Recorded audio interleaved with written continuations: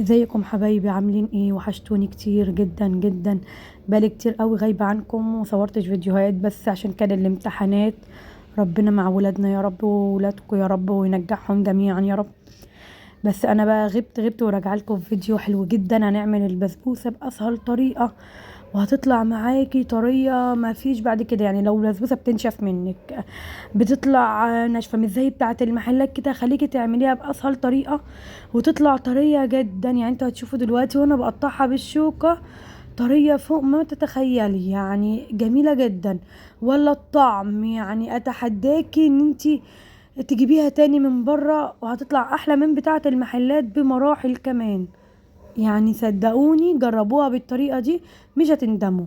انا دينا ودي قناتي واتمنى ان قناتي تعجبكم. بصوا ان خدنا بقى على المكونات. انا جايبه نص كيلو دقيق سميد، ده دقيق البسبوسه. بس دقيق السميد ده عليه عامل مهم جدا ان انت تجيبيه من حد موثوق فيه، حد يكون كويس جدا. جبت بقى هنعمل ايه بدي السميد ده؟ نص كيلو.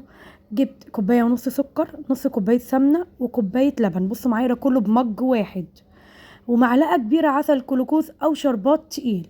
ابتديت اول حاجه جبت معلقه العسل الكلوكوز او الشربات التقيل، كانت في الكسرولة دي. حطيت عليها السكر واللبن وقلبتهم كده اهو بالمعلقه وهحطهم على النار. انا عاوزاهم يدفوا يعني تقدري تحطي ايدك جواه تلاقيه دافي جدا. ايدك دي تتحط يعني ايه، ما يلسعكيش، لا دافي يعني تستحملي ان انت تحطي دي جواه، وتستحملي كمان انت تمسكي الكسرولة بايدك يعني من غير فوطة مطبخ ولا حاجة. انا عاوزاه دافي حاجة بسيطة بحيث ان السكر يدوب ويكون دافي.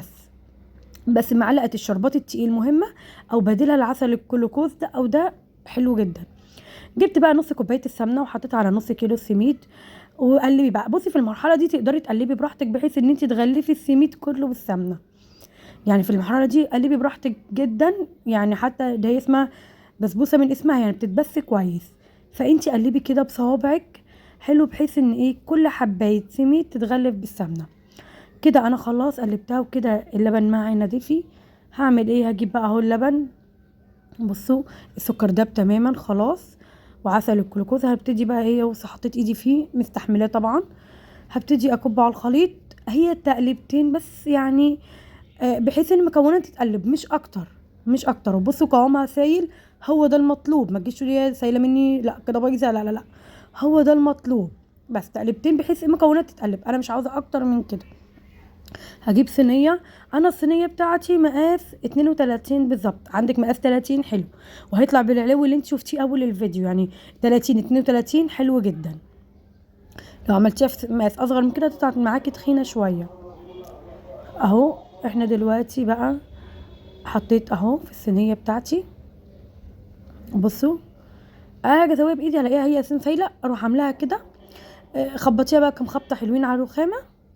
الفرنه بتاعتنا سخنه جدا في الرف الوسطاني على اعلى درجه حراره، وتحطيها بس اول ما تحمر من تحت نشغل لها الشوايه. نطفي تحت ونشغل الشوايه تلاقي الجناب احمرت. يعني اول ما بتلاقي الجناب احمرت تعرفي على طول خلاص ان هي كده يعتبر تحت احمرت. نقوم مطفين ومشغلين الشوايه. نيجي بقى للشربات بتاعنا. هحط كوبايه سكر عليها كوبايتين ميه، ده بيبقى حلو جدا. بس انا عشان بحب سكرها قليل فبحط كوبايتين ونص ميه. يعني انا بالنسبه لي دي حلوه جدا. فانت عاوزه تحطي على الكوبايه كوبايتين ميه تمام، عاوزه تحطي كوبايتين ونص تمام. بصي هو كده طلعت معانا من الفرن. وانا بعمل ايه؟ بسقيها بالشربات. هي سخنه والشربات سخن، او ممكن تخلي الشربات دافي بس هو الافضل يبقوا الاتنين سخنين. بصوا بقى انا حطيت الشربات وببتدي ايه احرك ايه بالصينيه ماسكاها بفوطه وابتدي ايه احرك بيها. بصوا حتى لونها مظبوط ازاي ولونها جميل. انا غطيتها وسبتها اتشربت الشربات بتاعنا كله. يعني بصوا حتى انا قعدت ادوس عليها طريه جدا مش مستحمله. دلوقتي بقى انا هزوقها بالتزويق الجميل اللي انتوا شفتوه ده بالنوتيلا والشوكولاته، ويعني حاجه جميله. دي اول حاجه النوتيلا، دي نوتيلا انا جايباها وحط لها معلقتين زيت بحيث ان خليت قوامها خفيف، مش على بخار ميه ولا اي حاجه. انا بحط كده على النوتيلا زيت حاجه بسيطه وابتدي اقلب فيها بتخف قوامها معايا. وقسمت الصينيه يعني 4/4 عشان اعمل كل ربع بالشكل اللي انا عاوزاه. فردت اهو النوتيلا على اول ربع بتاعنا، بفرده اهو حلو. وطبعا يعني ان انت تزينيها دي حاجه بقى بترجع لك. بتحبي النوتيلا باللوتس، بالشوكولاته، شوكولاته بيضه، طبعا دي كلها زي ما تحبي، بالمكسرات زي ما تحبي اهو. بحط عليها بقى من فوق خطوط شوكولاته بيضه، وهجيب بقى عصايه اللي هي شيش طاووق وكده رايح جاي، تعمل معاكي شكل حلو جدا. وعلى فكره ممكن البسبوسه دي يعني اللي بيعمل مشاريع اللي هي الاونلاين حلو جدا لمشروع الاونلاين، ممكن تبيعها بالكيلو بالصينيه زي ما تحبي، فحلوه جدا.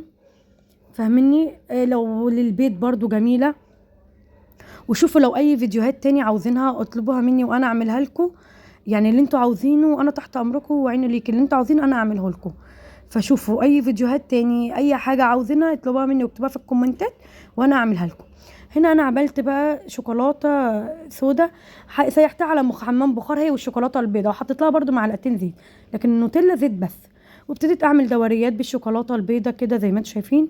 المره دي بقى سيحت الشوكولاته البيضاء اهو على برده بخار مائي، يعني بحط شوكولاته مثلا في طبق وتحتيها حله فيها ميه، كسرولة فيها ميه، ايا كان، بحط لها معلقتين زيت يطلع قوامها حلو معايا.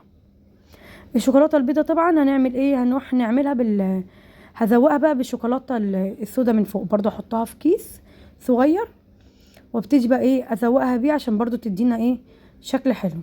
وما بتاخدش وقت نهائي، يعني ميزتها برضو ان هي مش بتاخد وقت خالص، ولا بتاخد وقت في تسويتها ولا في الفرن ولا في انك تزوقيها ولا اي حاجه. بصي دلوقتي بقى هنعمل دوريات. في النوتيلا كنا بنعمل خطوط بالعرض، لا هنا هنعمل دوريات اهو. هنا بقى كانت شوكولاته خلاص السودا يعني شحطت معايا، الكيس يعتبر خلص، بس يعني كويس ان هو كمل معايا الشكل للاخر اهو.